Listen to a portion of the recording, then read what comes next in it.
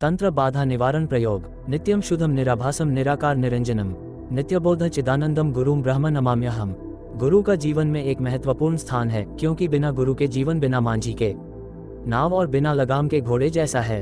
अर्थात फिर जीवन सिर्फ खींचने के अलावा और कुछ नहीं है, क्योंकि यदि जीवन है तो सुख भी होंगे और दुख भी होंगे। साधारण जीवन उनका होता है जिन्हें कुछ नहीं पता नहीं रहता कि आखिर ये दुख क्यों अचानक हमारे जीवन में आ रहे हैं, क्यों अचानक अच्छी सुख में जिंदगी नर्क बनती चली जा रही है। और फिर ऐसे अनेक प्रश्न उभरते हैं दिमाग में और हम उलझते जाते हैं ऐसे अनेक झंझावातों में, क्योंकि गुरु नहीं है ना जीवन में जो उबार सके ऐसे कष्टों से, बता सके कि तंत्र क्या होता है और क्या होती है तंत्र बाधा। मैंने अपने जीवन में ऐसे अनेक परिवार देखे हैं जो बेचारे तंत्र बाधा के चलते मिटते चले गए, बर्बाद होते चले गए। तंत्र बाधा अत्यंत ही दुखदाई है किसी के भी जीवन में, क्योंकि उसके बाद की जिंदगी बड़ी कष्टदायी और नारकीय हो जाती है। जरा सोचिए कि एक तंत्र प्रयोग के बाद का जीवन कैसा होता है। जब अचानक ग्रह का मुखिया जिसके सहारे पूरा परिवार पल रहा हो, अचानक रोगग्रस्त होकर बिस्तर से लग जाए, घर में बेटी की शादी बार बार टूट जाए, नौकरी योग्य पुत्र की योग्यता पर प्रश्न चिन्ह लग जाए, रुपये पैसे की आवक रुक जाए, सामाजिक प्रतिष्ठा दांव पर लगी हो, तो तंत्र प्रयोग करना एक अत्यंत सरल प्रक्रिया है, किंतु इसके बाद के जो परिणाम होते हैं वे अत्यंत भयानक होते हैं, क्योंकि इससे गुजरने वाला व्यक्ति या परिवार का जीवन नर्क की भांति हो जाता है, जो असहनीय होता है। कुछ ऐसी स्थितियां बन जाती हैं कभी कभी, जैसे अचानक घर में भयावह वातावरण बन जाए, बच्चे अचानक डर कर बीमार रहने लगे, घर में कलह की स्थिति रहने लगे और एक अजीब सा डर रहने लगे, तब समझना चाहिए कि निश्चित ही तंत्र बाधा हुई है। किंतु क्या इसका कोई उपाय है? वैसे आप लोग अक्सर पढ़ते भी हैं कि तंत्र बाधा निवारण दीक्षा, तंत्र बाधा निवारण प्रयोग आदि तांत्रिक प्रयोग कोई भी कर सकता है, परंतु उसके परिणाम व्यक्ति को गहराई से और पीड़ादायक भोगने पड़ते हैं। एक प्रकार से देखा जाए तो पूरी जिंदगी अस्त व्यस्त हो जाती है। हमला करने या तांत्रिक प्रयोग करने की विद्या सीखने में बहुत साधना या मेहनत नहीं करना पड़ती है, परंतु तांत्रिक प्रयोग यदि हो गया तो उसे दूर करने के लिए कठिन साधना या सिद्धि की और अनुभवी व्यक्ति की जरूरत पड़ती ही है।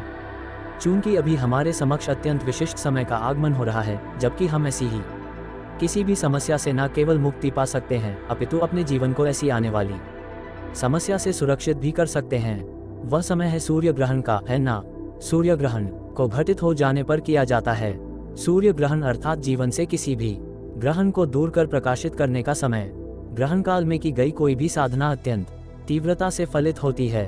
खगोल शास्त्रियों के अनुसार जब पृथ्वी और चंद्रमा सूर्य की परिक्रमा करते हुए एक ही रेखा पर आ जाते हैं, अर्थात जब सूर्य और पृथ्वी के बीच चंद्रमा आ जाता है, तो उस कालखंड के समय सूर्य की किरणें पृथ्वी पर नहीं पहुंच पाती और पृथ्वीवासी को सूर्य का उतना भाग कटा हुआ दिखाई देता है। उस समय अवधि को सोलर इक्लिप्स या सूर्य ग्रहण कहा जाता है।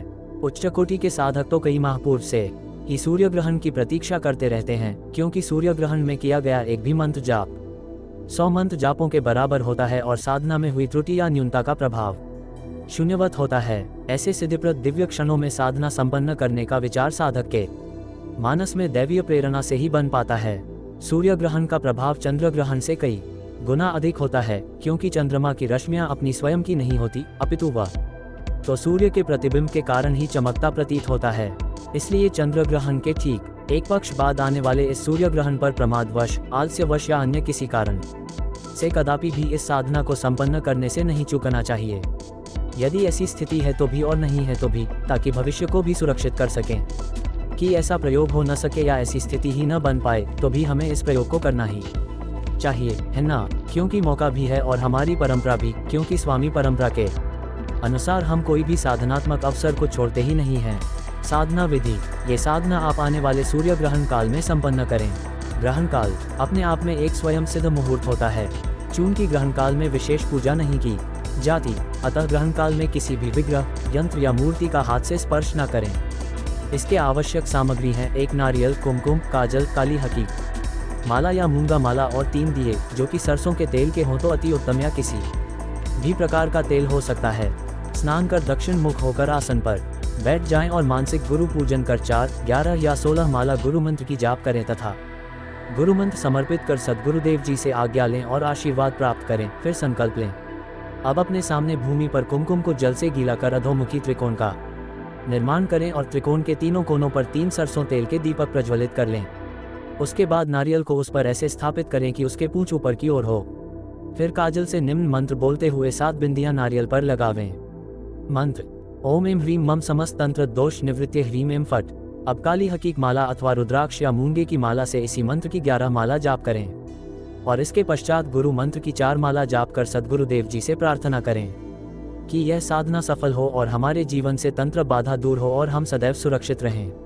साधना समाप्ति के बाद या दूसरे दिन नारियल को किसी सुनसान स्थान पर विसर्जित कर दें। आपकी साधना सफल हो और आपकी मनोकामना पूर्ण हो। मैं सद्गुरुदेव भगवान स्वामी शरणअयप्पा से आप सबके लिए कल्याण कामना करता हूँ। इसी कामना के साथ जय माता बगलामुखी। चैनल को लाइक सब्सक्राइब शेयर करना ना भूलें। कमेंट में जय बगलामुखी माँ अवश्य लिखें। धन्यवाद।